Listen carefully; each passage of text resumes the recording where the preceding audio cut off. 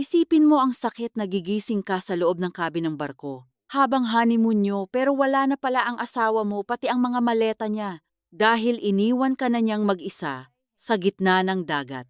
Ang masaklap pa, mas pinili niyang takbuhan ang sarili niyang asawa para lang salubungin ang dati niyang kasintahan. Nakararating lang sa airport. Parang kinalimutan niya ang lahat ng tulong ng pamilya mo sa negosyo nila para lang sa isang babaeng matagal na siyang tinalikuran. Maupo ka muna at pakinggan mo ang kwentong ito dahil hinding-hindi mo matatansya ang ginawang paghihiganti ng babaeng ito. Ang tuloy-tuloy na pagyanig mula sa makina ng malaking barkong pampasahero ay gumising kay Joanna mula sa isang mababaw na tulog. Binuksan niya ang kanyang mga mata at bumungad sa kanya ang madilim na kisame ng marangyang cabin. Ang malamig na simoy ng hangin mula sa aircon ay tila tumatagos sa kanyang balat. Kinapa niya ang kabilang bahagi ng kama. Wala itong laman at kasing lamig ng hangin sa paligid. Bumangon si Joanna, umaasang nasa loob lamang ng banyo ang kanyang asawa. Ngunit ang pintuan ng banyo ay nakabukas at ang ilaw ay nakapatay. Sa tulong ng liwanag mula sa labas ng bintana, iginala niya ang kanyang paningin sa buong silid. Napansin niya kaagad ang isang malaking kakulangan. Ang maleta ni Dennis na kagabi lamang ay nakapatong sa silya ay nawawala. Ang pinto ng cabinet ay bahagyang nakabukas at ang mga damit na isinabit ng kanyang asawa bago sila. Matulog ay wala na rin doon. Isang matinding kaba ang unti-unting gumapang sa dibdib ni Joanna. Kinapa niya ang kanyang telepono. Sa ibabaw ng maliit na mesa sa gilid ng kama, ang orasan sa screen ay nagpapakita na 3:00 na ng madaling araw. Nasa gitna sila ng dagat naglalakbay mula sa daungan ng Batangas patungong Boracay para sa kanilang pulotgata. 1 buwan pa lamang silang kasal.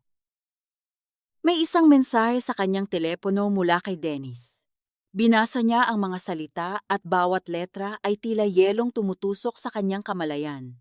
Nakasaad doon na mayroon itong mahalagang emergency sa negosyo, kaya kinailangan itong bumaba ng barko bago pa man ito umalis ng daungan.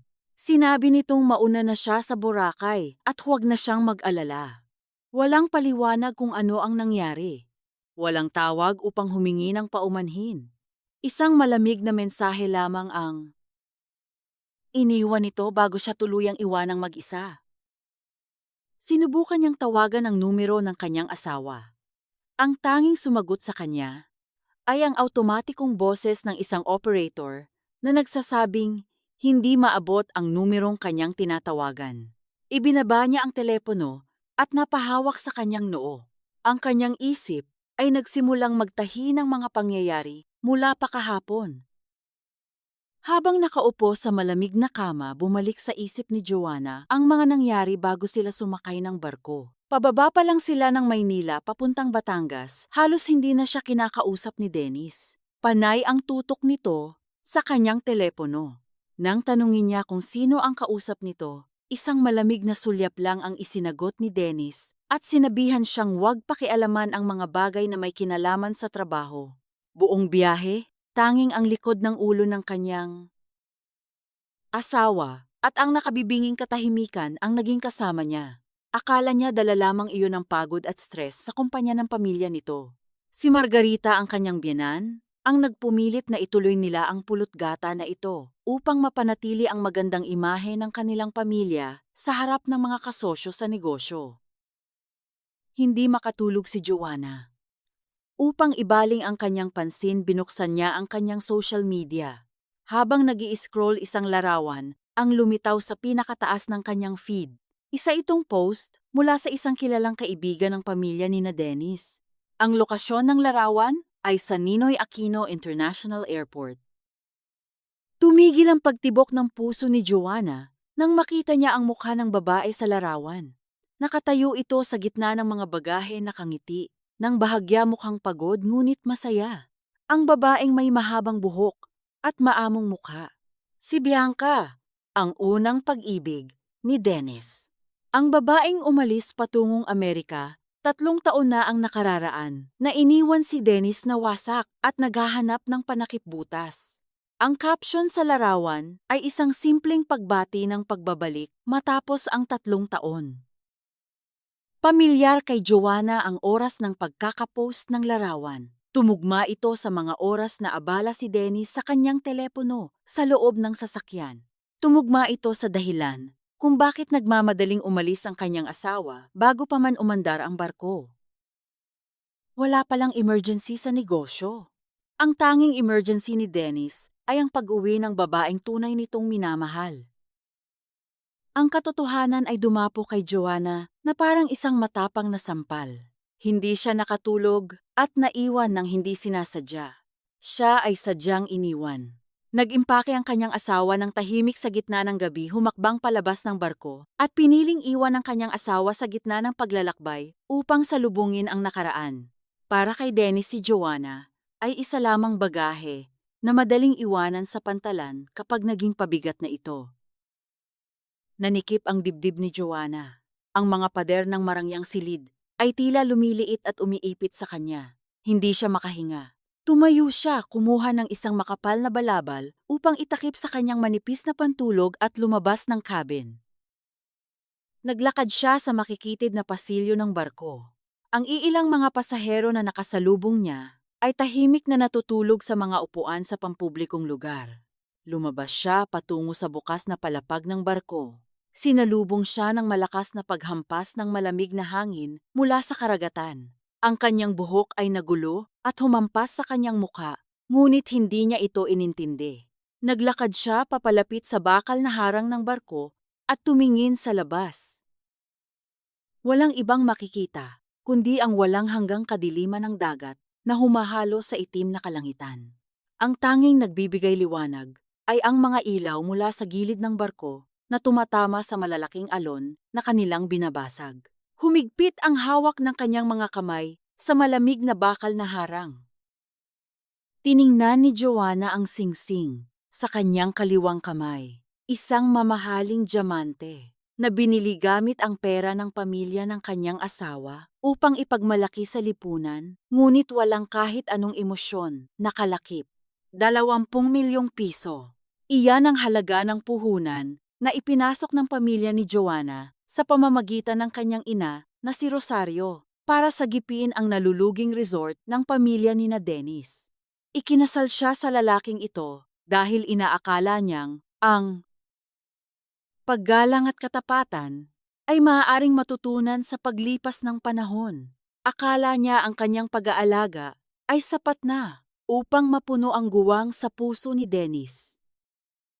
Ngunit sa gabing ito, sa pag-uwi ng isang biyangka, napatunayan niyang mali siya. Siya ay naging isang kasangkapang pinansyal, isang magandang palamuti sa mga pagtitipon, at isang panakipbutas na hindi kailanman magiging sapat.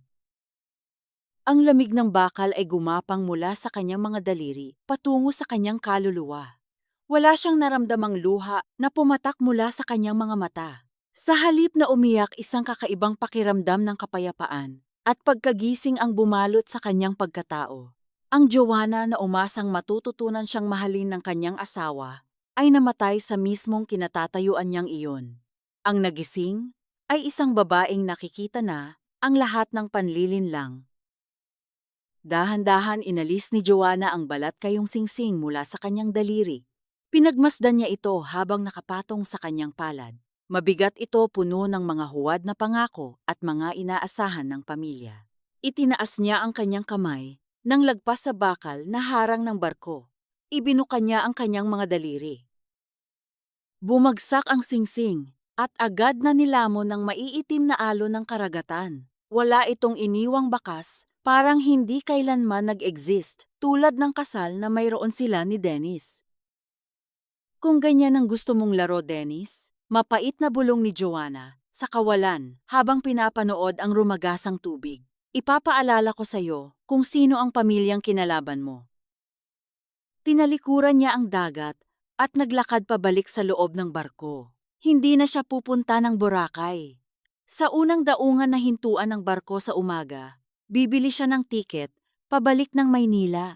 Hindi siya babalik sa malaking bahay ni Margarita, kung saan siya itinuturing na sunod-sunuran. Babalik siya sa sarili niyang teritoryo, upang bawiin ang bawat sentimo, bawat dignidad, at bawat piraso ng kanyang pagkatao na sinubukan nilang tapakan. Ang digmaan ay kakarating pa lamang. Ang sikat ng araw sa Maynila ay nakapapaso at tila bumabuta sa balat, ngunit nang bumaba si Joanna mula sa sasakyang sumundo sa kanya sa pantalan, wala siyang ibang naramdaman, kundi isang nagyeyelong determinasyon. Ang kanyang mga mata, na kadalasang may malambot na kislap ng isang mapagmahal na asawa, ay pinalitan ng yelo at bakal. Sa halip na umuwi sa mansyon ng mga biyenan, kung saan naroon ang kanilang napakalaking silid mag-asawa, dumiretso siya sa gusali ng kanyang sariling kumpanya. Isang negosyong itinayo ng kanyang yumaong ama at ngayon ay pinamamahalaan ng kanyang inang si Rosario. Naglakad si Joanna papasok sa malawak na labi. Ang bawat hakbang ng kanyang takong ay nag-iiwan ng matatalim na alingaungaw sa makinis na sahig.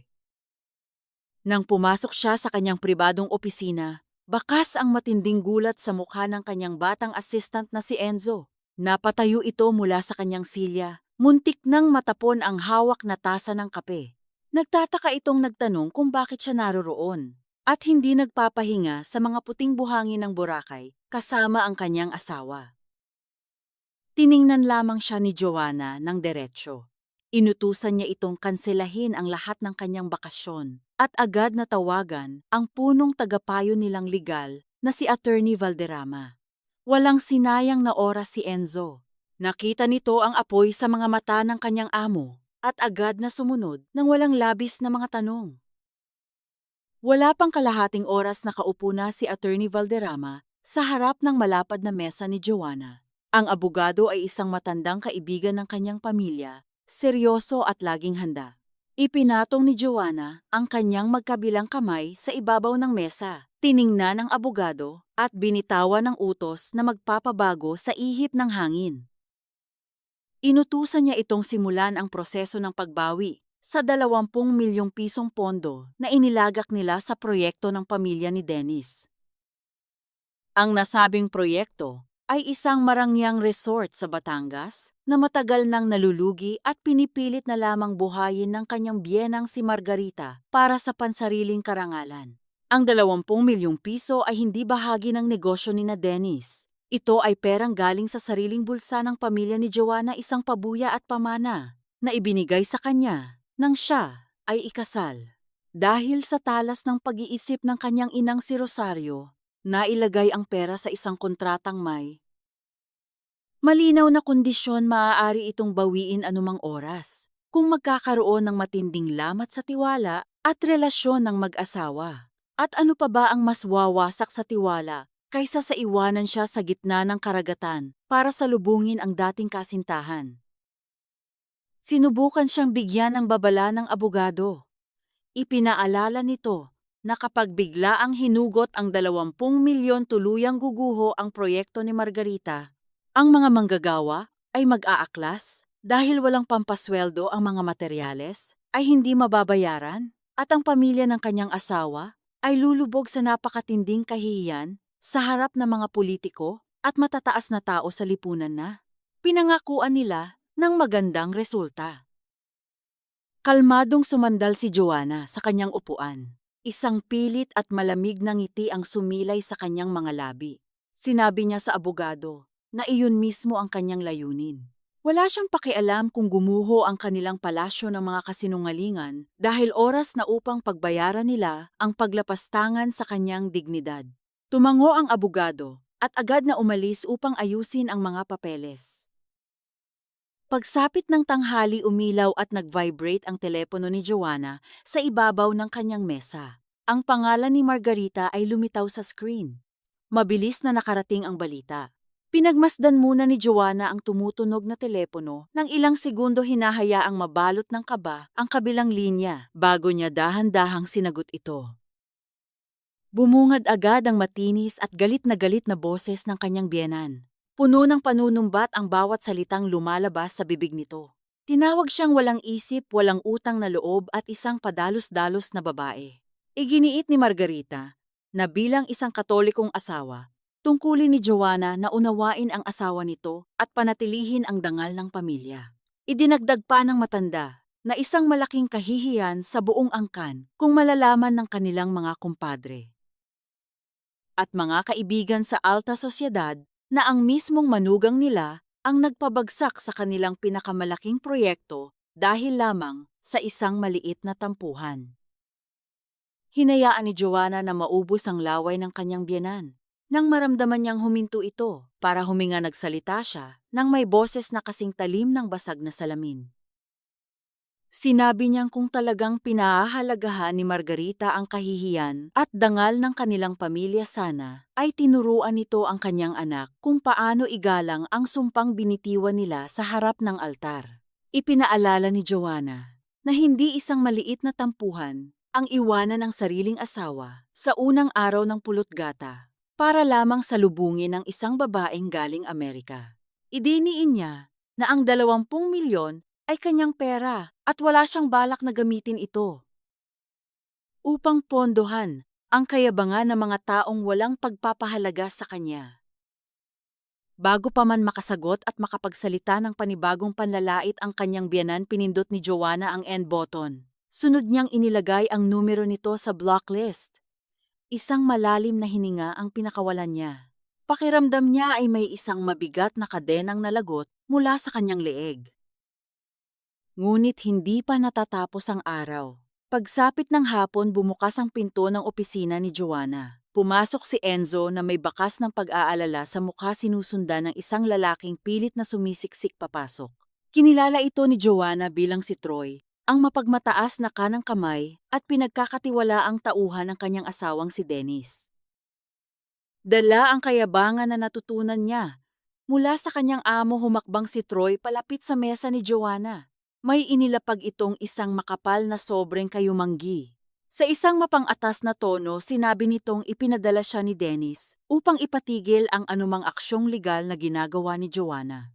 Ayon dito, labis na nagalit si Dennis at ipinag-uutos nitong ibalik sa normal ang lahat ng transaksyon sa bangko. Kung hindi ay makakatikim siya ng matinding galit mula sa pamilya ng kanyang asawa. Isang nakakapasong katahimikan ang bumalot sa opisina. Dahan-dahang tumayo si Joanna mula sa kanyang kinauupuan. Hindi siya sumigaw. Hindi siya nagpakita ng anumang takot. Kinuha niya ang kayumangging sobre sa ibabaw ng mesa. Pinagmasdan niya si Troy mula ulo hanggang paa. Isang tingin na nagpapababa sa pagkatao ng kaharap. Sa isang mabilis ngunit kalmadong galaw, pinunit ni Joanna ang sobre sa gitna. Pinunit niya itong muli hanggang sa maging maliliit na piraso ang mga dokumentong naglalaman ng mga utos ni Dennis at walang habas na itinapon ng mga ito sa basurahan sa gilid ng kanyang mesa. Namutla si Troy, hindi makapaniwala sa ginawa ng babaeng kilala nilang tahimik at laging sumusunod. Tinuro ni Joanna ang nakabukas na pinto ng kanyang opisina. Sa isang boses na mababa ngunit nag-uumapaw sa awtoridad, inutusan niya ang tauhan na lumabas. Sinabi niyang wala itong karapatang pumasok sa kanyang teritoryo at magbigay ng mga utos mula sa isang lalaking duwag na hindi man lang magawang humarap sa kanya. Binalaan niya ito na kung hindi ito aalis sa loob ng 5 segundo, tatawagin niya ang mga guwardiya upang kaladkarin ito palabas ng gusali at titiyakin niyang makakarating ito sa presinto para sa kasong trespassing.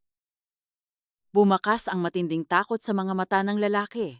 Umatras ito, nanginginig ang mga balikat at mabilis na naglakad palabas ng opisina na parang isang asong bahag ang buntot. Agad na isinara ni Enzo ang pinto mula sa labas. Muling naupo si Joanna.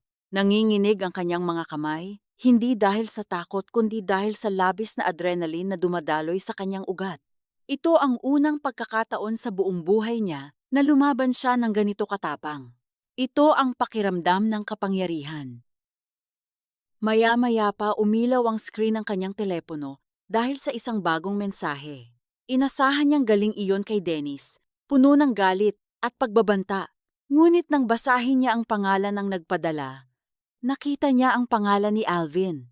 Si Alvin ang tahimik na namumuhunan, na laging nasa gilid-gilid sa mga pagtitipon ng pamilya, isang lalaking may malalim at mapagmasid na mga mata. Isang maikling mensahe lamang ang nakasulat. Tinatanong nito kung totoo ba ang balibalitang sinimulan na niya ang paggiba sa imperyo ng kanyang mga biyenan at nag-alok ito ng tulong kung sakaling kailanganin niya ng matibay na kakampi. Hindi pa man siya nakakapag-isip ng isasagot kay Alvin, isa pang tawag ang pumasok, galing sa kanyang inang si Rosario. Nang sagutin niya ito, narinig niya ang boses ng kanyang ina na halatang nagpipigil ng galit. Sinabi ng kanyang ina na naroon si Dennis sa labas ng kanilang malaking tarangkahan. Lasing gumagawa ng iskandalo at pilit na ginigiba ang kanilang pinto habang sumisigaw at hinahanap si Joanna. Ang lalaking nag-iwan sa kanya sa gitna ng dagat ay nasa tapat na ngayon ng kanilang bahay, hindi upang humingi ng tawad, kundi upang bawiin ang perang dumudugtong sa kanyang pekeng karangalan. Tumingin si Joanna sa malaking bintana ng kanyang opisina kung saan unti-unting lumulubog ang araw sa kalangitan ng Maynila. Ang tunay na laban ay mag-uumpisa pa lamang. Binalot ng dilim at malamig na ambon ang kalsada, patungo sa malawak na asyenda ng pamilya ni Joanna. Nakasandal siya sa malambot na upuan ng kanyang sasakyan. Pinagmamasdan ang mga patak ng ulan na dumudula sa salamin ng bintana. Papauwi na siya sa bahay ng kanyang inang si Rosario, kung saan iniulat nitong nagwawala ang kanyang asawa. Nang tumapat ang kanilang sasakyan, sa malalaking bakal na tarangkahan tumambad sa paningin ni Joanna ang isang nakapanlulumong eksena. Naroon si Dennis, basang-basa sa ulan gusot, ang mamahaling polo at halatang lango sa alak. Pilit nitong inaabot ang intercom ng bahay, habang pilit namang hinaharang ng 2 guwardya ng pamilya.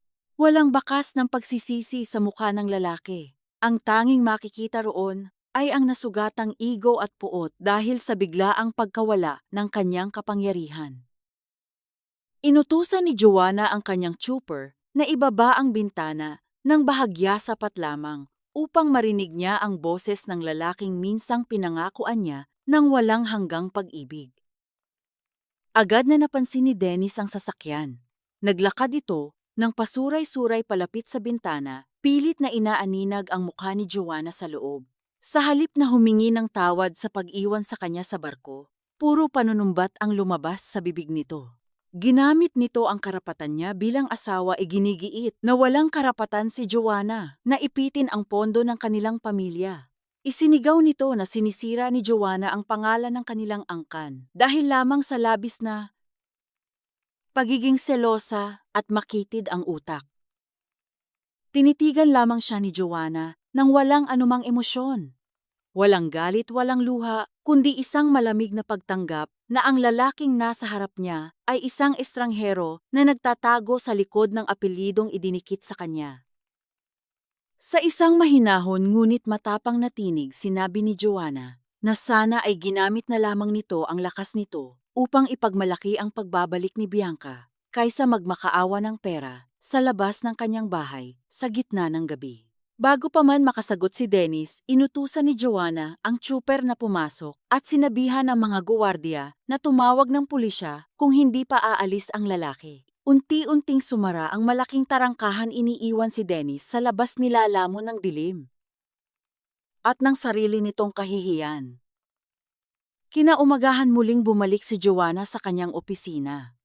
Ang lamig ng aircon ay tila sumasalamin sa nagyayelong pader na itinayo niya sa paligid ng kanyang puso.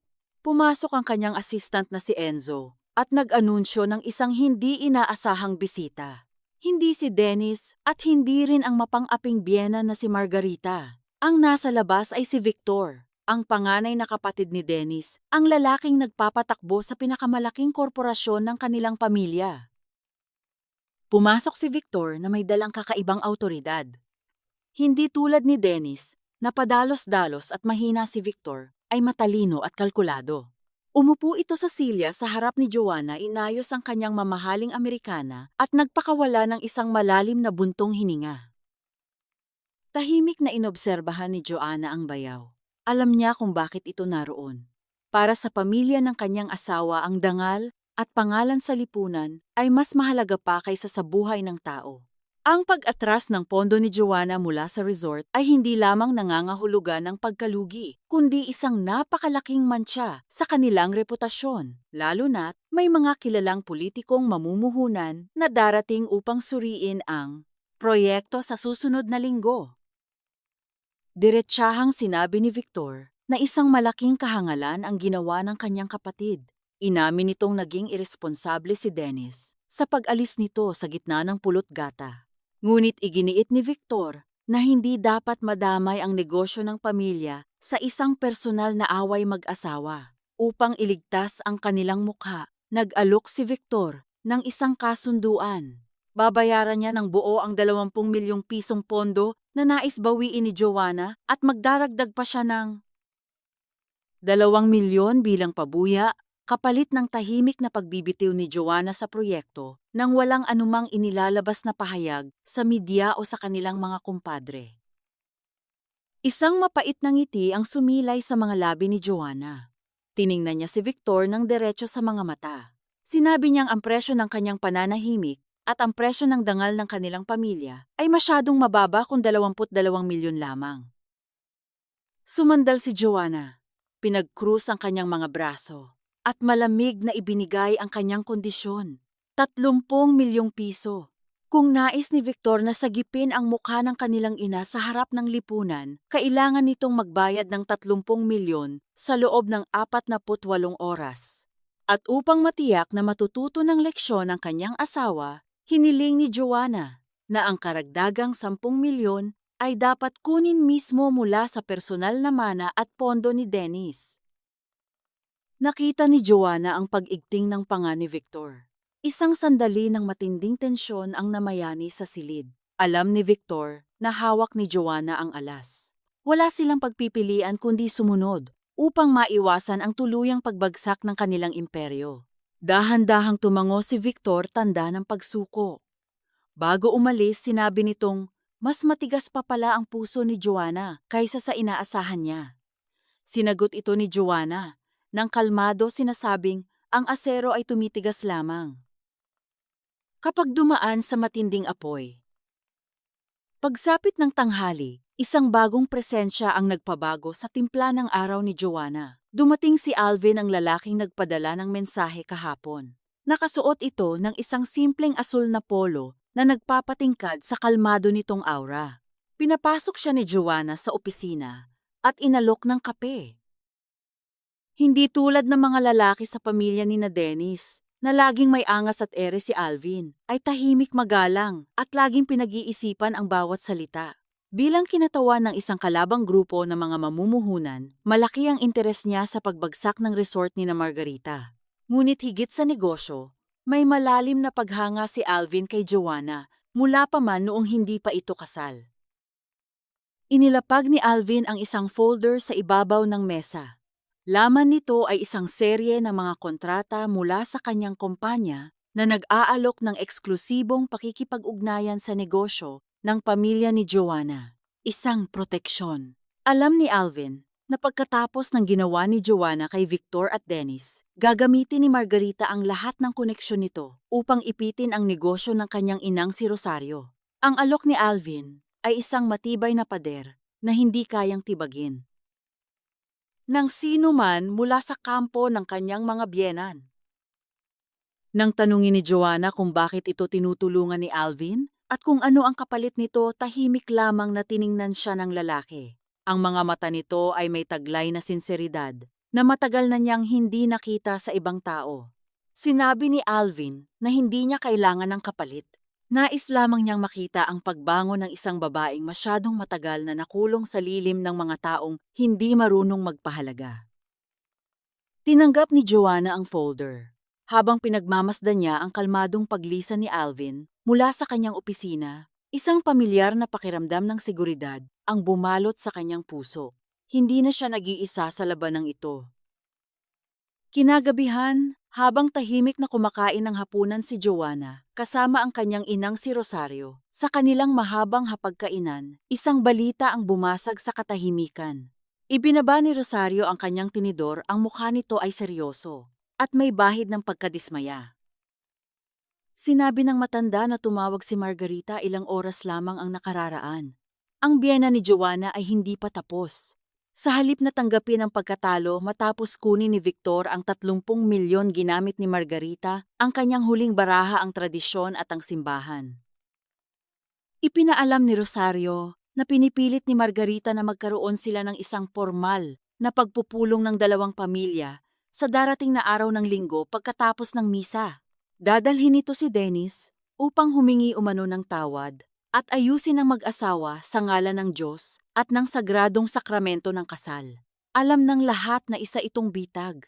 Ito ay isang pagtatangka upang ipahiya si Joanna sa sarili nitong pamamahay, gamitin ang salita ng Diyos para patahimikin siya at pilitin siyang bumalik sa piling ng lalaking nagtraidor sa kanya. Tinitigan ni Joanna ang baso ng malamig na tubig sa kanyang harapan. Ang yelo sa loob nito ay unti-unti nang natutunaw, katulad ng natitirang pasensya niya para sa pamilyang iyon. Isang malamig na ningas ang naglaro sa kanyang mga mata. Tumingin siya sa kanyang ina. Ang boses niya ay walang kahit anong takot. Inutusan niya itong hayaang dumating sina Margarita at Dennis. Papasukin nila ang mga ito sa kanilang pamamahay, ihahanda ang pinakamasarap na pagkain at bibigyan sila ng magandang upuan. Kung gusto ng pamilya ni Dennis ng isang pagpupulong na hindi nila makakalimutan, malugod itong ibibigay ni Joanna. Nakahanda na ang entablado at oras na upang ihulog niya ang lahat ng maskara. Ang hapon ng linggo ay nabalot ng mabigat at nakakasakal na hangin sa loob ng malawak na hapagkainan ni Rosario. Ang mahabang mesa ay puno ng mga masasarap na putahe mula sa malutong na lechon kare-kare hanggang sa mga mamahaling alak. Ngunit para kay Joanna, ang lahat ng paghahandang ito ay isang malaking balat kayo para sa isang sarswelang malapit nang magsimula. Eksaktong 1:00 ng hapon nang bumukas ang malaking pinto ng kanilang bahay. Dumating si Margarita, na suot ang kanyang pinakamagarang damit pangsimba. May suot na makapal na perlas sa leeg at hawak ang isang rosaryo na tila ba gagamitin niya bilang sandata. Nakasunod sa kanyang likuran si Dennis. Maayos ang buhok ng kanyang asawa at nakasuot ng malinis na polo, ngunit hindi maitatago ang kaba at pilit na tapang sa mga mata nito. Sinalubong sila ni Rosario ng may malamig na pormalidad. Walang yakap o maiinit na bati, tanging isang simpleng imbitasyon upang maupo sa hapagkainan. Umupo si Joanna sa tapat mismo ni Dennis, habang si Margarita ay pumuwesto sa kabilang dulo ng mesa, kaharap si Rosario. Bago pa man simulan ng pagkain, iginiit ni Margarita na siya ang mangunguna sa panalangin.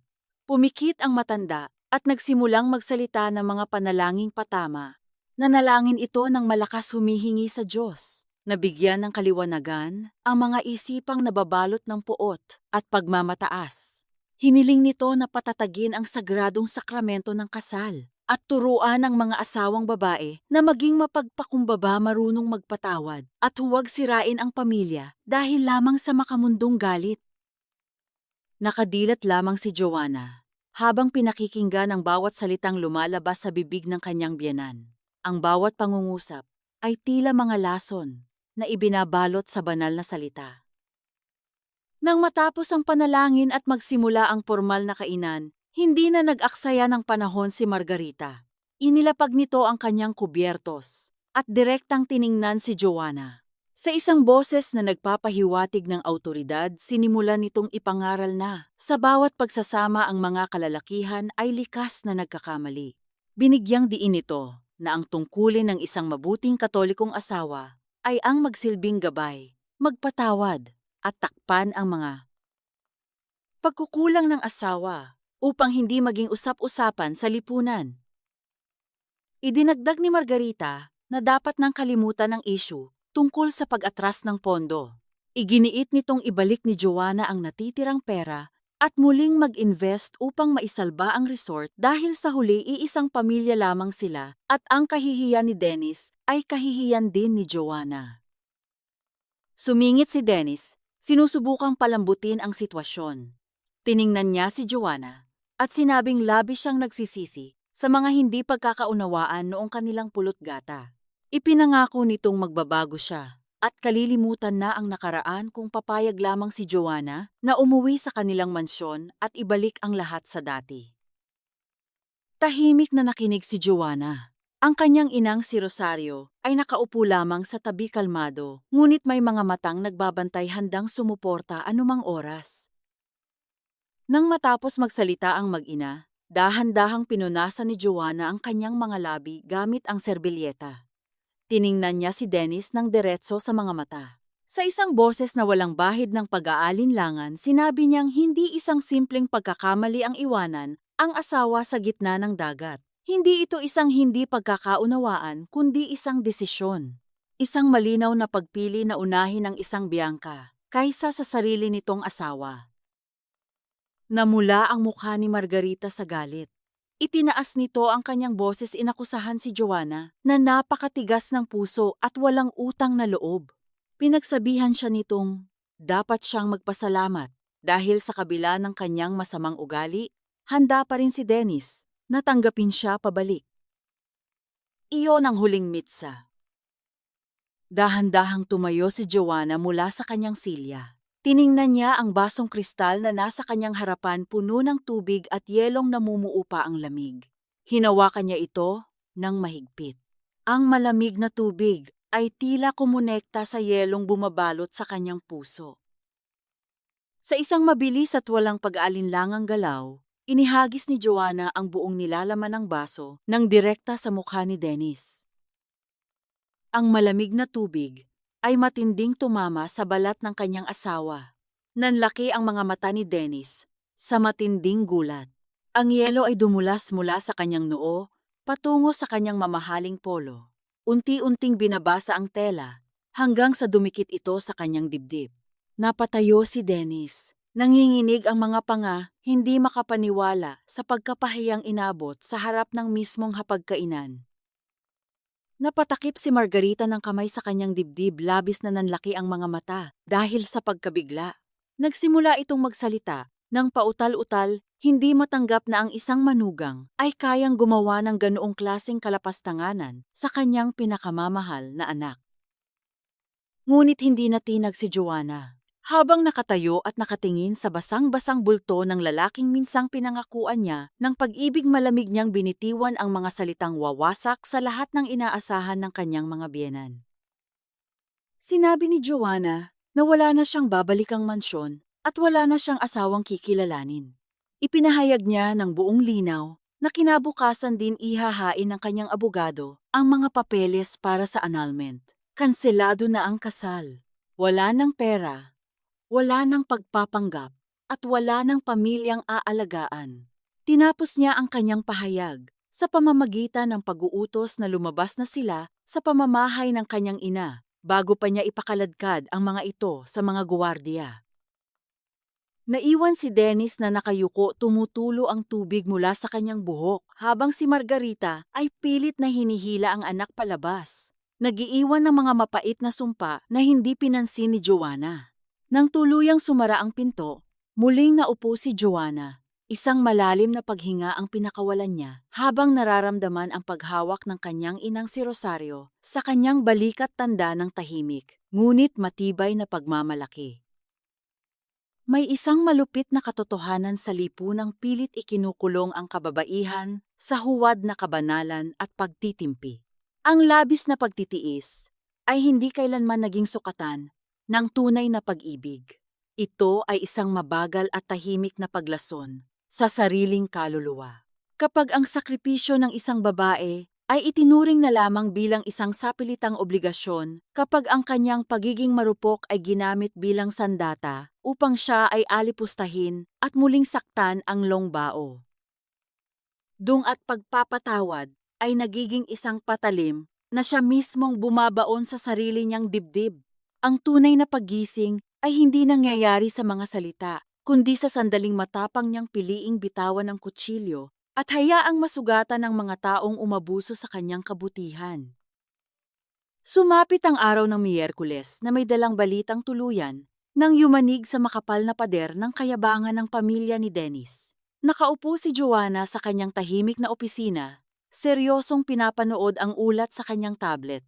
Ang malaking proyekto ng Marangyang Resort sa Batangas ay formal nang ipinatigil ng lokal na pamahalaan. Ipinapakita sa screen ang galit ng mga manggagawang nag-aaklas sa labas ng tarangkahan ng construction site dahil sa mga buwanang sahod na hindi nabayaran. Ang mga politikong dati ay magiliw na nakikipagkamay kay Margarita ay sunod-sunod na naglabas ng formal na pahayag ng pag-atras ng kanilang suporta, inilalayo ang kanilang mga pangalan sa unti-unting lumulubog na barko ng pamilya. Nawasak na ang palasyo ng kasinungalingan. Wala nang babalik ang dangal si Margarita sa harap ng kanyang mga kumpadre. Nakaramdam si Joanna ng kakaibang kapayapaan sa kanyang dibdib. Hindi ito ang mababaw na tuwa ng isang malupit na tao, kundi ang malalim na kaluwagan ng isang bilanggo na tuluyan nang nakawala sa kanyang mga kadena. Kinagabihan, ginabi si Joanna sa pag-aasikaso ng mga bagong kontratang ipinasok ni Alvin para sa kanyang kumpanya. Pinauwi na niya ang kanyang assistant na si Enzo dahil lampas 8:00 na ng gabi. Ang buong palapag ng gusali ay tahimik na at ang mga ilaw sa labas ng kanyang tanggapan ay unti-unti nang pinapatay. Kinuha niya ang kanyang bag, inayos ang kanyang damit at bumaba patungo sa underground parking ng gusali. Malamlam at kulay dilaw ang mga ilaw sa malawak at sementadong parking area. Ang mga anino ng malalaking haligi ay tila mga tahimik na saksi sa lumalalim na gabi. Naglakad si Joanna patungo sa kanyang sasakyan. Ang bawat hakbang ng kanyang sapatos ay lumilikha ng matalim at patuloy na alingawngaw na bumasag sa nakakabinging katahimikan ng buong palapag. Nang malapit na siya sa kanyang sasakyan at kukunin na sana ang susi mula sa kanyang bag, isang anino ang biglang humiwalay mula sa likuran ng isang konkretong haligi. Huminto sa paghinga si Joanna. Automatikong umatras ang kanyang mga paa nang makilala niya kung sino ang presensyang humarang sa kanyang dadaanan. Si Dennis. Ngunit hindi na ito ang makisig mapagmataas at perpektong lalaking palaging inihaharap ni Margarita sa mga piging. Madilim ang ilalim ng kanyang mga mata. Gusot ang mamahaling polo na tila ilang araw nang hindi napapalitan at may bitbit na matapang na amoy ng alak at usok ng sigarilyo. Sa kanyang nanginginig na mga kamay ay hawak niya ang isang manipis na brown folder. Hinarang ni Dennis ang pinto ng sasakyan ni Joanna. Sa isang garalgal at desperadong boses sinabi nitong kailangan niyang pirmahan ang mga dokumentong dala nito. Isang kasulatan iyon na nagpapawalang bisa sa lahat ng aksyong legal na sinimula ni Joanna at nagpapahinto sa proseso ng annulment at pagkuha ng pondo. Sinabi ni Dennis na itinakwil na siya ng kanyang kuya Victor at pinutulan ng lahat ng pribilehiyo. Inalis na siya bilang vice-presidente ng kanilang korporasyon. Kinumpiska ang kanyang mga sasakyan at wala na siyang mukhang maihaharap kahit kanino. Karga-karga niya ang bigat ng matinding pagkatalo at isinisisi niya ang lahat kay Joanna. Tinitigan lamang ni Joanna ang nanginginig na mga papeles, saka ibinaling ang kanyang malamig na tingin sa mukha ng asawa. Walang awa sa kanyang mga mata. Sinabi niyang huli na ang lahat para sa mga pirma. Ipinaalala niya na ang isang pirasong papel ay hindi makakabalik sa oras noong siya ay iniwan nito sa gitna ng malamig na karagatan para lamang salubungin si Bianca. Kalmado niyang inutusan si Dennis na tumabi dahil umuubos lamang ito ng oras. Tinalikuran niya si Dennis at nagtangkang maglakad patungo sa kabilang pinto ng sasakyan. Ngunit ang malamig na pagtanggi ni Joanna ay tuluyang sumira sa natitirang katinuan ni Dennis. Nawalan ito ng kontrol. Mabilis nitong inabot si Joanna at hinawakan ng buong higpit ang braso ng kanyang asawa. Bumaon ang mga daliri ng lalaki sa balat ni Joanna, nagdudulot ng matinding kirot na umabot hanggang sa kanyang buto. Pilit siyang iniharap ni Dennis. Ang mga mata nito ay nanlilisik sa galit, paninisi at kawalan ng pag-asa. Dinuro siya ni Dennis. At sa nanginginig nitong tinig ay sinabihang hindi siya makakaalis hanggat hindi niya inilalagay ang kanyang pangalan sa kasulatan. Sinubukan ni Joanna na iwaksi ang kamay ng kanyang asawa. Pilit niyang hinila ang kanyang braso palayo, ngunit napakalakas ng pagkakahawak ng lalaking sinasapian ng desperasyon. Nagbanta si Joanna na sisigaw siya upang tawagin ang mga guwardiya kung hindi siya nito bibitawan. Isang mapait na ngiti ang isinagot. Ni Dennis sinasabing walang sino man ang makakarinig sa kanila sa ilalim ng gusaling iyon. Habang nagpupumigla si Joanna, hindi niya hinayaang makita ni Dennis ang anumang takot sa kanyang mukha. Handa na siyang gamitin ang kanyang bag upang hampasin ang mukha nito nang biglang may isang malalim at malakas na boses ang pumunit sa katahimikan ng parking lot. Naguutos ang boses na agad na bitawan si Joanna. Mula sa madilim na bahagi ng paradahan, mabilis na humakbang palapit si Alvin. Bago pa man makapag-isip si Dennis kung sino ang dumating mahigpit nang nahawakan ni Alvin ang balikat ng asawa ni Joanna. Sa isang mabilis at malakas na puwersa, hinila ni Alvin si Dennis patalikod. Ang marahas na paggalaw ay nagpabitiw sa masakit na pagkakahawak ni Dennis sa braso ni Joanna. Hindi nagpatalo si Dennis. Dahil sa apektado ng alak at nasugatang ego, susubukan sana nitong gumanti. Itinaas nito ang kanyang kamao upang sumuntok, ngunit mas mabilis at mas sanay sa pisikal na komprontasyon si Alvin. Tinitigan ni Alvin ang paparating na atake nang walang kukurap sinalo ang braso ni Dennis at ginamit ang sariling bigat at galaw ng lalaki laban dito. Sa isang mabilis at pinag-isipang pag-ikot, malakas na itinulak ni Alvin si Dennis pabagsak. Ang katawan ni Dennis ay malakas na bumagsak sa magaspang at malamig na semento ng parking lot. Ang mga papeles na kanyang ipinipilit ay nagliparan sa hangin at kumalat sa sahig na parang mga walang kwentang basura na dinudumihan ng alikabok at langis ng sasakyan. Namilipit sa sakit si Dennis sa lapag, hawak ang kanyang balikat na unang tumama sa semento. Tumayo si Alvin sa pagitan nila ni Joanna.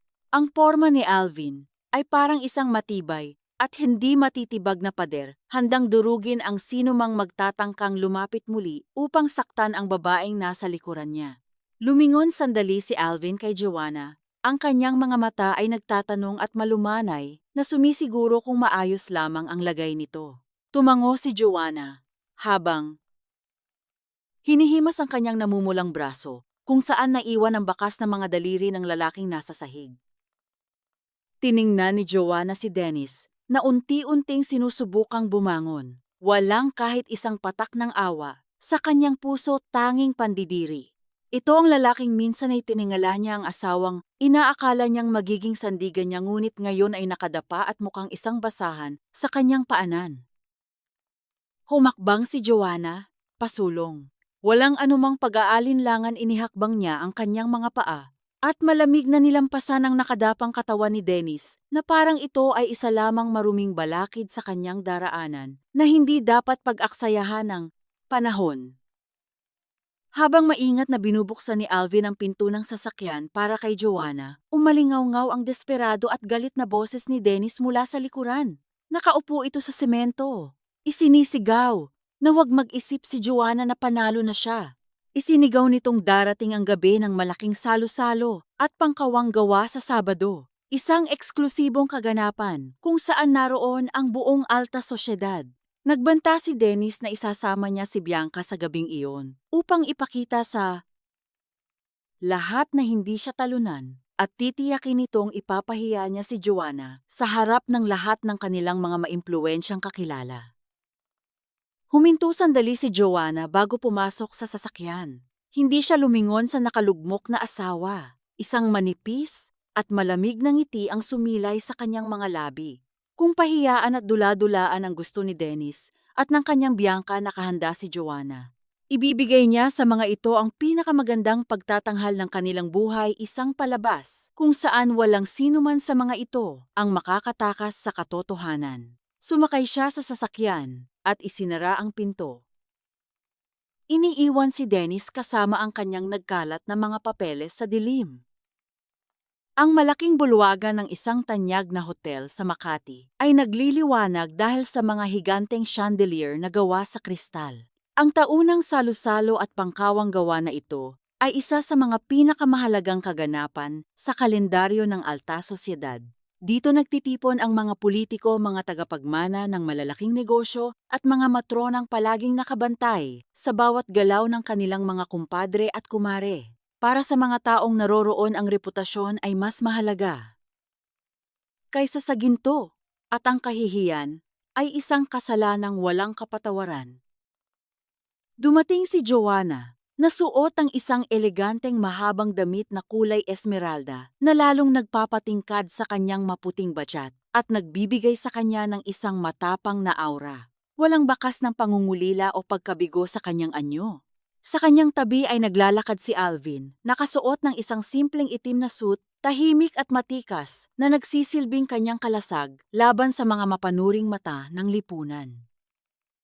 Pagpasok pa lamang nila sa bulwagan, naramdaman na ni Joanna ang unti-unting pagbaba ng boses ng mga tao sa paligid. Ang mga paningin ni Moshunta gumabaling sa kanya. Alam ng buong sirkulo ang tungkol sa gumuhong proyekto sa Batangas at ang balitang hiniwalayan niya si Dennis, kahit papilit itong itinatago ni Margarita. Ang bawat hakbang ni Joanna ay sinabayan ng mga tahimik na bulungan, ngunit nanatiling nakataas ang kanyang noo. Hindi siya pumunta roon upang magtago. Naroon siya upang ipakita na hindi siya ang talunan sa kwentong ito. Kumuha sila ni Alvin nang inumin mula sa isang naglalakad na serbidor at pumunta sa isang gilid kung saan mas madali nilang makikita ang buong paligid. Hindi nagtagal, ang bulungan ng mga tao ay lumakas at naging isang alon ng atensyon na nakatuon sa malaking pintuan. Pumasok si Dennis. Pilit nitong itinataas ang kanyang balikat at ikinukubli ang bagsak na negosyo sa pamamagitan ng isang mamahaling kasuotan. Ngunit ang tensyon sa kanyang panga ay hindi maitatago. At sa kanyang braso nakahawak ang babaeng naging dahilan ng pagkasira ng sumpaan sa harap ng altar. Pinagmasdan ni Joanna si Bianca mula sa malayo. Nakasuot ang babae ng isang purong puting damit na yari. Sa pinong seda walang masyadong palamuti na tila sinadya upang magmukha itong inosente dalisay at walang bahid ng kasalanan. Ang buhok nito ay maayos na nakalugay at ang mukha ay may maamong ekspresyon ng isang biktima. Ito ang klasikong sandata ng isang babaeng sanay manlinlang, ang magmukhang marupok upang sadyang kaawaan ng mga nakapaligid. Kinuyom ni Joanna ang kanyang palad. Naramdaman niya ang marahang paghawak ni Alvin sa kanyang siko, isang tahimik na paalala na naroon lamang ito sa kanyang tabi. Hindi nag-aksaya ng panahon si Bianca. Nang mapansin nito kung saan nakatayo si Joanna, unti-unti nitong binitawan ang braso ni Dennis at naglakad patungo sa kanilang direksyon. Ang mga bisita sa paligid na may hawak na mga baso ng alak ay patagong humakbang papalapit naghihintay ng isang malaking eskandalo. Gusto nilang makita kung paano magwawala ang tunay na asawa sa harap ng babaeng ipinalit sa kanya. Gusto nilang makita kung paano mawawalan ng kontrol si Joanna. Tumigil si Bianca sa harap ni Joanna. Tiningnan nito ang mga mata ng lehitimong asawa at agad na nagpaikot ng mga luha sa kanyang sariling mga mata. Ang pagbabadya ng pag-iyak na iyon ay perpektong nakalkula upang makuha ang simpatiya ng mga taong nanonood. Sa isang malambot at nanginginig na boses, sinimulan ni Bianca ang kanyang pagtatanghal. Sinabi niyang matagal na siyang naghahanap ng lakas ng loob upang lumapit at humingi ng kapatawaran. Idinagdag nitong alam niya kung gaano kasakit ang ginawa ni Dennis, ngunit pakiusap niya ay huwag sanang idamay ni Joanna ang negosyo ng buong pamilya. Pilit na ipininta ni Bianca ang sarili bilang isang makasalanang nagmamakaawa habang inilalagay si Joanna sa posisyon ng isang malupit at mapaghiganting babae na sumisira ng buhay dahil lamang sa selos. Nakiusap si Bianca sinasabing kung nais maghiganti ni Joanna sa kanya na lamang dapat ibunto ng lahat ng galit. Hiniling nitong palayain na ni Joanna si Dennis mula sa mga panggigipit. Dahil hindi na raw makatulog ang lalaki gabi-gabi sa pag-iisip ng mga utang na idinulot ng pag-atras ng pondo. Ang bawat salitang binitawan ni Bianca ay sinadya upang marinig ng mga matronang nakatayo sa di kalayuan. Hinayaan ni Joanna na matapos ang mahabang litanya ng babae. Hindi siya sumigaw. Hindi niya itinapon ang hawak na inumin kahit alam niyang iyon ang inaasahan ng lahat. Sa halip isang kalmado at nakapangingilabot ng ngiti ang unti-unting nabuo sa kanyang mga labi. Tiningnan ni Joanna ang puting damit ni Bianca at pagkatapos ay tiningnan ang piking luha sa mga mata nito. Sa isang boses na sapat lamang ang lakas upang marinig ng babae at ng mga taong malapit sa kanila, sinimulan ni Joanna ang kanyang ganti ng walang anumang emosyong inilalabas. Pinasalamatan ni Joanna si Bianca sa pag-aalala nito sa negosyo, ngunit pinaliwanag niyang mali ang pagkakaintindi nito sa sitwasyon. Ipinaalam ni Joanna nang may malamig na diin na hindi siya naghihiganti dahil sa selos sapagkat matagal na niyang itinapon ang asawang walang halaga. Ang ginagawa niya ay isang simpleng transaksyon ng negosyo. Kinukuha niya lamang ang 20 milyong pisong pag-aari ng kanyang pamilya na inutang ng pamilya ni Dennis. Lumapit ng bahagya si Joanna, tinitigan ng masidhi ang nangungunang babae sa kanyang harapan. Iminungkahi ni Joanna na kung talagang labis ang pagmamahal ni Bianca kay Dennis at ayaw nitong nahihirapan ang lalaki, marahil ay dapat si Bianca ang magbayad ng mga utang nito. Ipinaalala ni Joanna na ang mga luha at pagpapaawa sa harap ng lipunan ay hindi tinatanggap ng bangko bilang pambayad sa milyon-milyong pagkalugi. Natigilan si Bianca.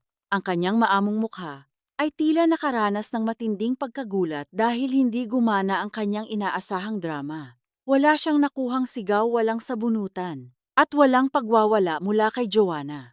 Ang nakuha niya ay isang malamig at lohikal na pagdurog sa kanyang ilusyon na ang lahat ay umiikot sa pag-ibig. Ang mga taong nakapaligid na umaasang makakita ng isang desperadang asawa ay nagsimulang magbulungan tungkol sa kung paano pala nabaon sa utang ang pamilya ni Dennis dahil sa perang binabawi ni Joanna. Ang atensyon at panghuhusga ay biglang bumaliktad patungo kina Bianca at Dennis. Ang planong ipahiya si Joanna ay mabilis na gumuho at bumalik sa kanilang mga sariling mukha. Napalunok si Bianca. Para sa isang mabilis na sandali, nawala ang inosenteng kinang sa kanyang mga mata at lumabas ang isang matalim na pagkabigo. Tumigil ang pagpatak ng kanyang mga luha. Nakita ni Joanna kung paano unti-unting gumuho ang maskara ng kaharap. Humakbang si Bianca palapit kay Joanna at sa pagkakataong ito, ang kanyang boses ay bumaba sa isang bulong na silang dalawa lamang ang makakarinig. Nawala ang lambing at pinalitan ng isang malamig at mapagkalkulang tono. Sinabi ni Bianca na kung tapos na silang magpalabas sa harap ng maraming tao, marahil ay maaari silang mag-usap ng pribado sa loob ng palikuran ng mga babae upang tapusin ang usapan. Tiningnan ni Joanna si Bianca nang diretso, hindi nagpapakita ng anumang takot o pag-atras. Bahagyang tumango si Joanna. Ibinigay niya ang kanyang baso ng alak kay Alvin at sinabihan itong hintayin siya ng ilang sandali. Tinalikuran ni Bianca ang mga bisita at naunang naglakad patungo sa pasilyo ng mga palikuran. Sumunod si Joanna, ang bawat hakbang ay kalmado ngunit naghahanda para sa mas malalim na labanan. Batid niyang sa loob ng silid na iyon, kung saan walang ibang nakakakita, ilalabas ng babaeng ito ang tunay nitong pangil. Bago tuluyang tahakin ang pasilyo patungo sa palikuran, huminto sandali si Joanna sa tapat ng isang naglalakad na serbidor. Kumuha siya ng isang buong baso ng pulang alak, inisip na kakailanganin niya ang tapang ng inumin para sa anumang lason na inihanda ng babaeng susundan niya. Mahigpit ang hawak niya sa malamig na kupita habang itinutulak ang mabigat na pinto ng palikuran ng mga babae. Ang loob ng silid ay malawak, tahimik, at napalilibutan ng makikinis na marmol. Walang ibang tao sa loob. Nakatayo si Bianca sa harap ng malaking salamin, pinagmamasdan ang sariling refleksyon. Nang marinig nito ang pagsara ng pinto, dahan-dahan itong humarap kay Joanna.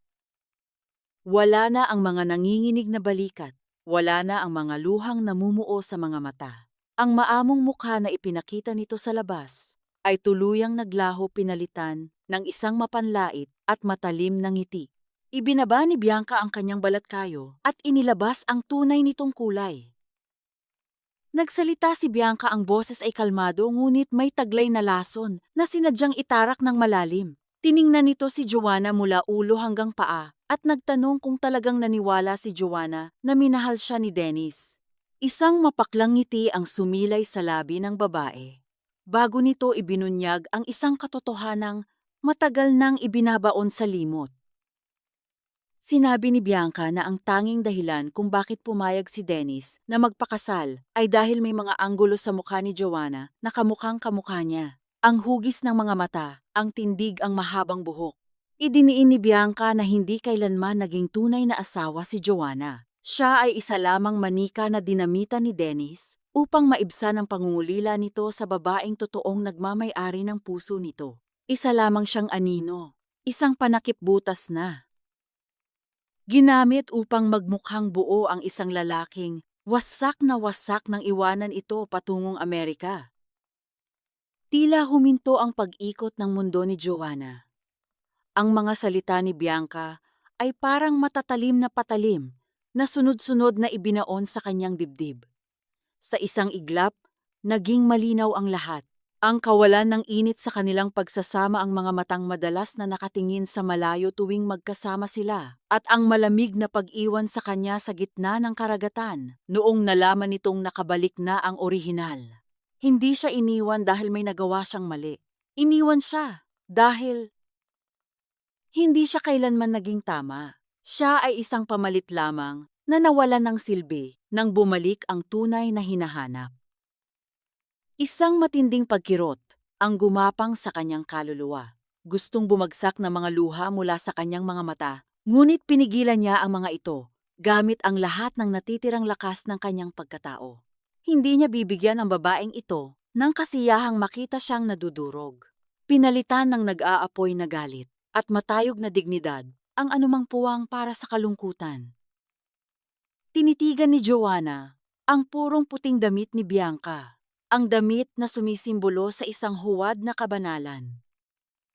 Sa isang mahinahon ngunit mabigat na boses, sinagot niya si Bianca. Pinasalamatan niya ito sa paglalahad ng katotohanan. Dahil ngayon ay mas naiintindihan na niya kung gaano kababaw at kawalang kwenta ang lalaking pinag-aagawan nila. Sinabi ni Joanna na kung siya ay isa lamang panakip butas na itinapon, ano ang tawag kay Bianca? Isang babaeng masayang pumupulot at nagyayabang sa basurang iniluwanan ng iba. Nawala ang ngiti sa mukha ni Bianca. Umikting ang panga nito, halatang tinamaan sa matalim na pangiinsulto. Ibubuka pa sana nito ang kanyang bibig upang gumanti ng salita, ngunit hindi na nag-aksaya ng panahon si Joanna. Humakbang si Joanna pasulong. Walang anumang pag-aalinlangan, itinaas niya ang kanyang kamay na may hawak na baso ng pulang alak.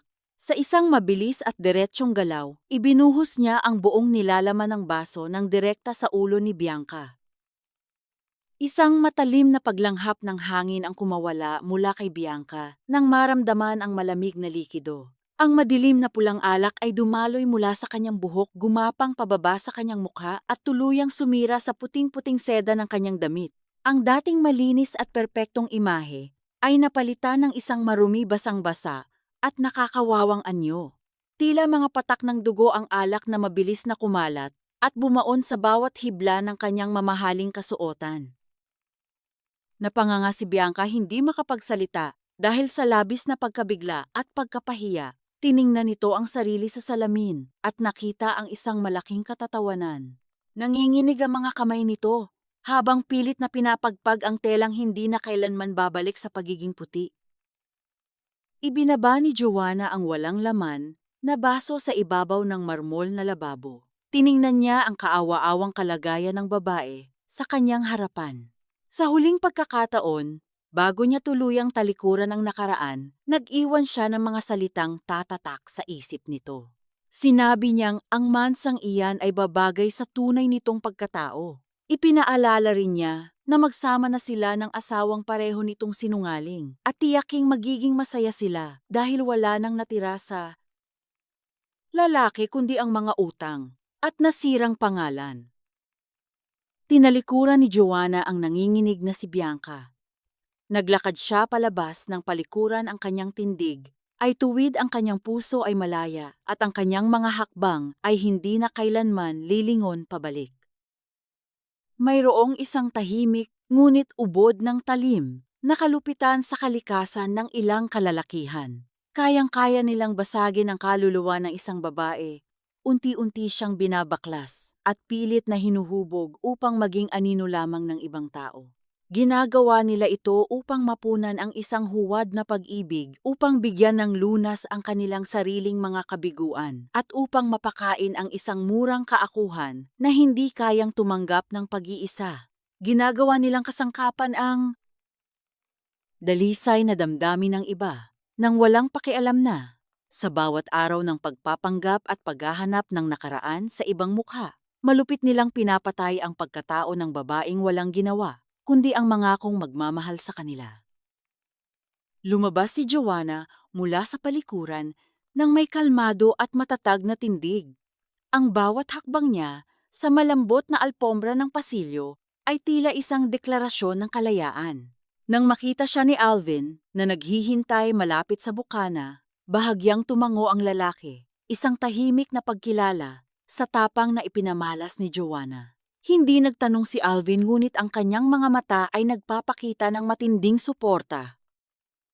Hindi nagtagal, bumukas ang pinto ng palikuran ng marahas. Lumabas si Bianca na hikbi-hikbi ang kanyang mga kamay, ay pilit na tinatakpan ang malaking mansa ng pulang alak sa kanyang dibdib. Ang dating maamong mukha ay punong-puno ng galit at kahihiyan. Ang mga tao sa bulwagan ay unti-unting tumahimik, ang lahat ng paningin ay natuon sa basang-basa at maduming anyo ng babaeng kanina lamang ay nagpapanggap na isang anghel. Mabilis na lumapit si Dennis nang makita ang kalagayan ng kanyang kasintahan. Nanlaki ang kanyang mga mata sa galit at pagkabigla. Hinubad niya ang kanyang Amerikana upang itakip kay Bianca. Ngunit bago pa man niya ito magawa, lumingon siya kay Joanna na may nanlilisik na mga mata. Sa harap ng maraming tao, nakalimutan ni Dennis ang kanyang pagpapanggap. Humakbang siya ng mabilis palapit kay Joanna.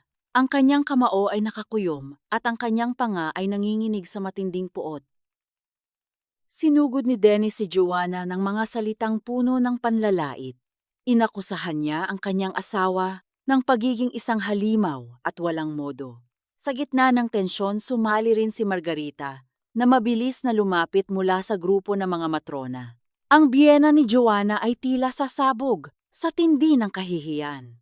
Inutusan ni Margarita si Joanna na humingi ng tawad sa harap ng lahat. Sinasabing winawasak ni Joanna ang huling natitirang dangal ng kanilang pamilya.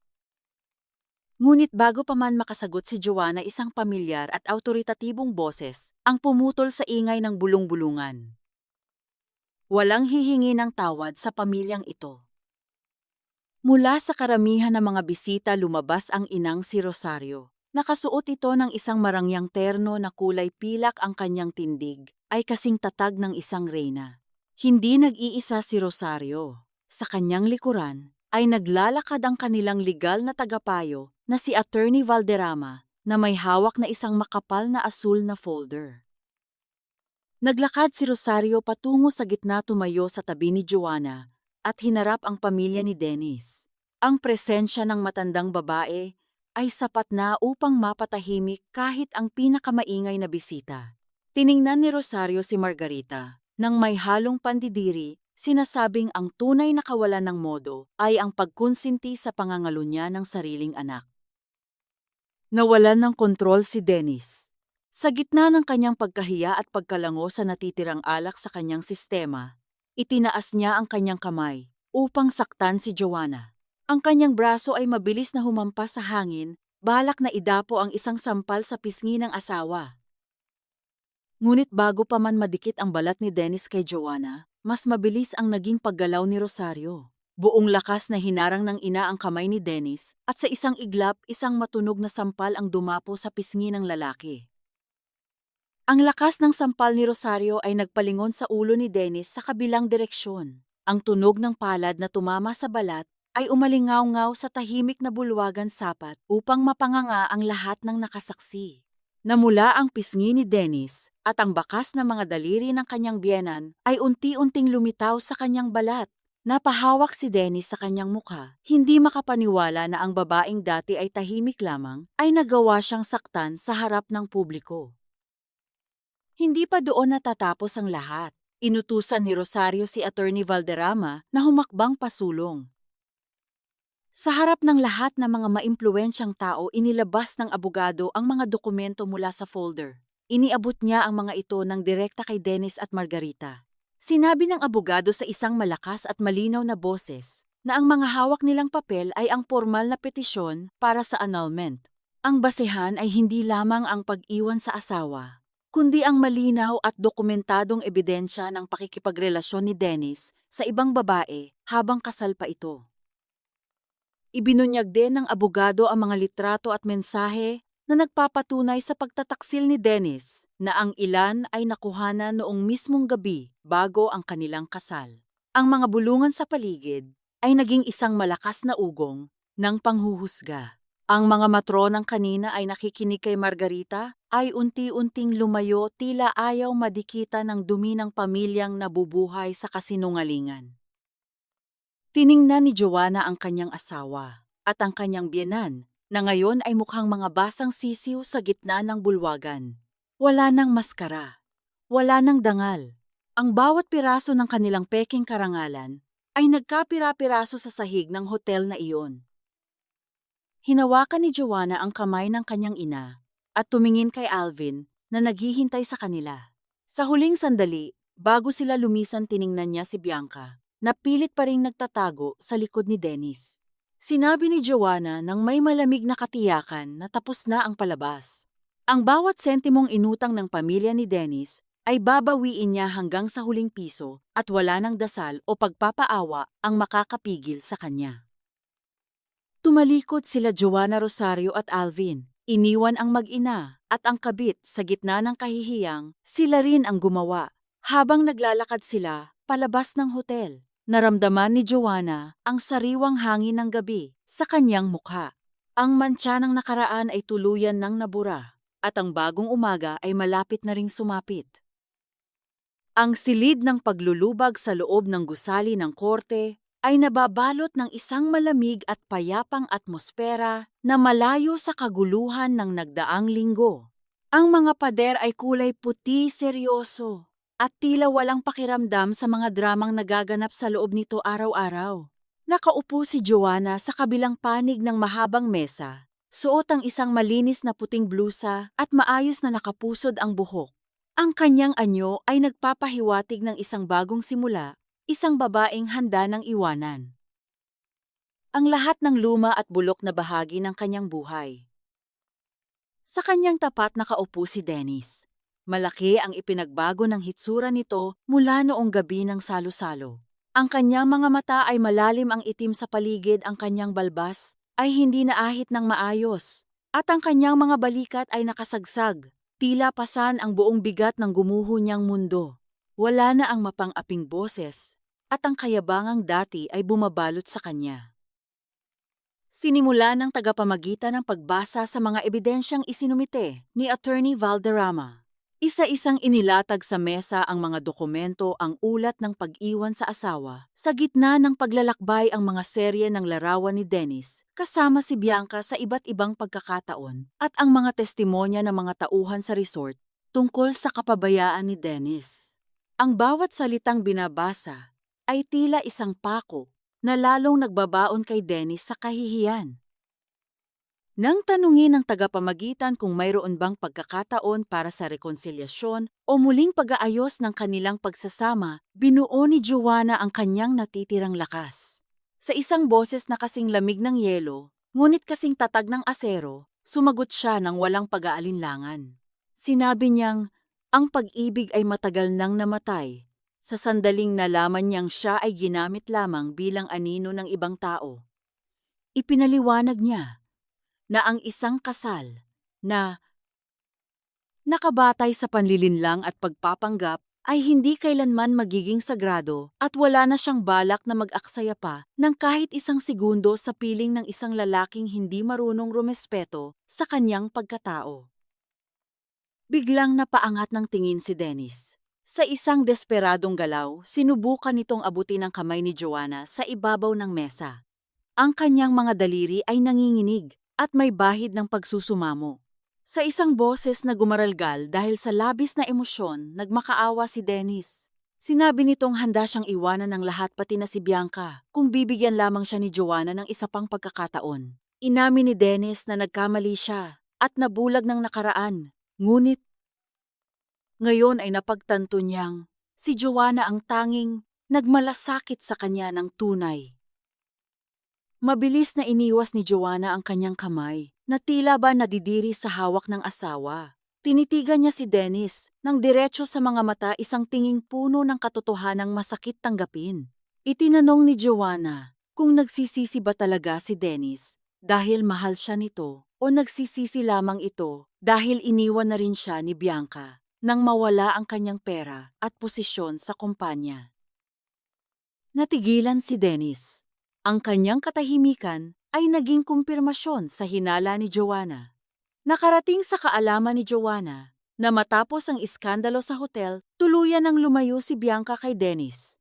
Nang malaman ng babae na tinanggal na ni Victor si Dennis sa lahat ng pamamahala at wala na itong makukuhang mana mula kay Margarita, mabilis itong naglaho at naghanap ng bagong mabibiktima.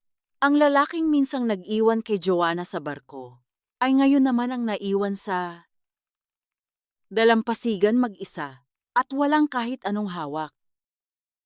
Ipinaalam ni Joanna sa korte ang tungkol sa huling hakbang ni Victor. Ang kapatid ni Dennis ay formal nang pumirma sa kasunduan na ililipat ang lahat ng natitirang shares ni Dennis sa ilalim ng pangalan ni Joanna bilang pambayad sa lahat ng mga utang at pinsalang idinulot nito sa kanilang pamilya. Nangangahulugan ito na sa pagtatapos ng araw na iyon si Dennis ay magiging isang empleyado na lamang na walang kapangyarihan sa sarili nilang negosyo. Bumagsak ang mga balikat ni Dennis nang marinig ang pinal na desisyon. Wala siyang nagawa kundi ang tumango at tanggapin ang kanyang kapalaran. Ang tagapamagitan ay formal nang nagrekomenda sa korte para sa agarang pagkakaloob ng annulment. Habang naglalakad si Joanna palabas ng silid, naramdaman niya ang isang matinding kaluwagan sa kanyang dibdib. Sa pasilyo naghihintay si Alvin, kasama ang kanyang inang si Rosario. Nang makita siya ni Alvin, lumapit ito at binigyan siya ng isang mainit at tapat na ngiti. Inabot ni Alvin ang folder na naglalaman ng mga bagong kontrata para sa sariling kumpanya ni Joanna, mga proyektong hindi na nakadepende sa kahit kanino. Lumingon sandali si Joanna sa pintong kanyang nilabasan. Nakita niya si Dennis na nakaupo pa rin sa loob na kayuko at hawak ang kanyang ulo, ang larawan ng isang lalaking nawalan ng lahat dahil sa sarili nitong katampalasanan.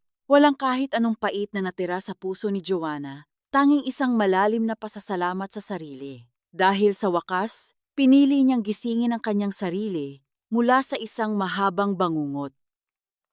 Handa na ako, bulong ni Joanna sa kanyang ina habang naglalakad sila patungo sa liwanag ng araw sa labas ng gusali.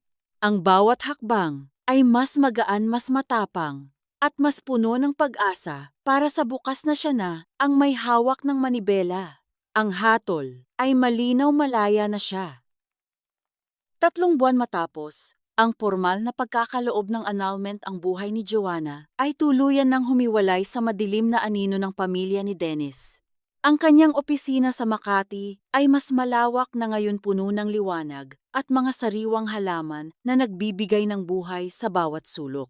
Ang kanyang kumpanya na nagsimula sa 5 milyong pisong puhunan ay mabilis na nakilala sa industriya ng supply ng pagkain at logistika. Ngayon siya na ang tanging nagmamay-ari ng kanyang oras at ng kanyang kinabukasan.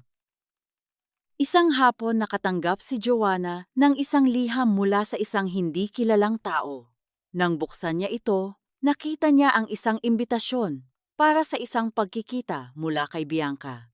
Matapos ang ilang sandali ng pag-aalinlangan, nagpasya si Joanna na harapin ang babae sa huling pagkakataon. Nagkita sila sa isang tahimik na kapihan, malayo sa mga mata ng publiko. Nang dumating si Bianca, halos hindi siya nakilala ni Joanna. Wala na ang mamahaling damit at ang mapanlinlang na kislap sa mga mata nito. Mukha siyang pagod at tila pasan ang buong mundo. Inilapag ni Joanna ang isang huling dokumento sa ibabaw ng mesa, isang ulat tungkol sa kalusugan ni Dennis na nakuha niya mula sa kanilang dating pamilyang doktor bago pa man maputol ang kanilang ugnayan.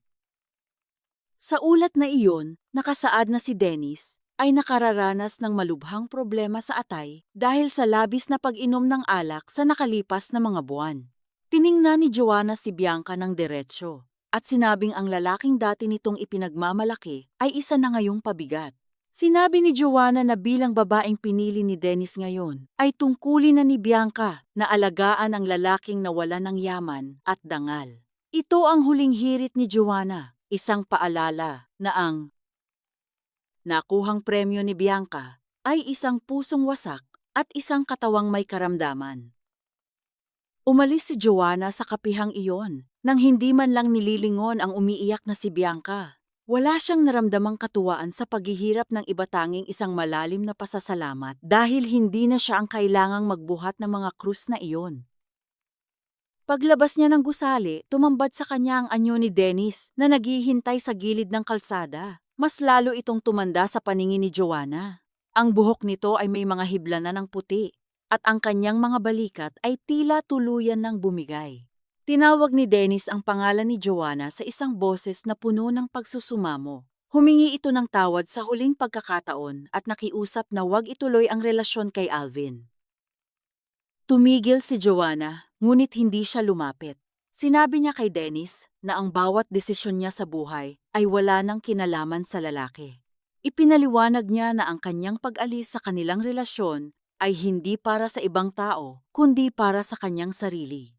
Sinabi ni Joanna na ang pag-asa ni Dennis na maghihintay pa siya ay isang malaking pagkakamali. Pagkatapos nito, tumalikod si Joanna at sumakay sa sasakyang naghihintay sa kanya, iniwan si Dennis na nakatayo sa gitna ng usok at ingay ng lungsod.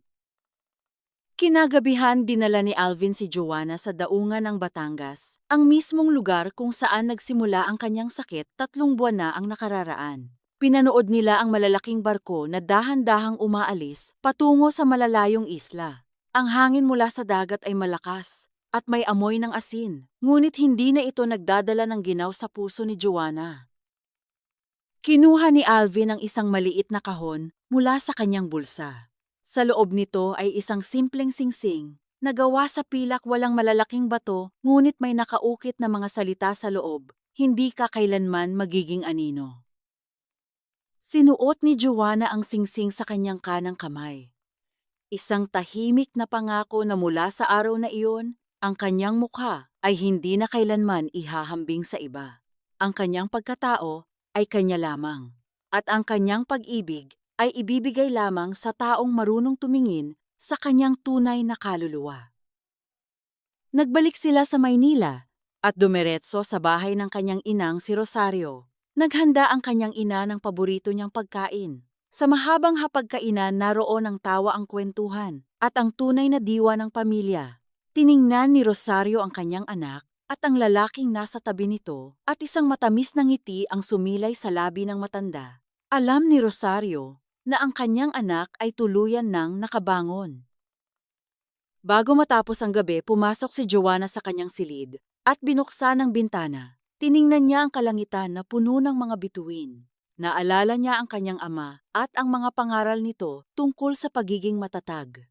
Ngayon higit kailanman naramdaman ni Joanna na ang bawat luhang pumatak ay nagsilbing ulan upang diligan ang isang bagong halaman sa kanyang puso. Ang biyahe ni Joanna ay hindi nagtapos sa Boracay o sa anumang isla. Ang kanyang tunay na destinasyon ay ang pagtuklas sa sariling halaga. Sa huling sandali bago siya matulog, naramdaman niya ang kapayapaan na matagal niyang hinanap. Ang bawat hakbang, ang bawat sakit, at ang bawat pagkakataon na pinili niyang lumaban ay nagdala sa kanya sa puntong ito. Sa huli, ang pinakamahalagang paglalakbay ng isang tao ay hindi ang paghahanap ng mapapangasawa o ang pagtatayo ng isang malaking imperyo. Ang tunay na tagumpay ay ang sandali na matapang mong haharapin ang salamin at makikita ang isang taong hindi na nangangailangan ng validation ng iba upang mabuhay. Ang mga sugat at pilat mula sa nakaraan ay hindi mga tanda ng kahihiyan. Sila ay mga medalya ng isang mandirigmang piniling bumangon mula sa sarili niyang abo. Ang pagbitaw sa mga taong sumira sa ating pagkatao ay hindi isang pagkatalo kundi ang pinakamataas na uri ng pagmamahal sa sarili.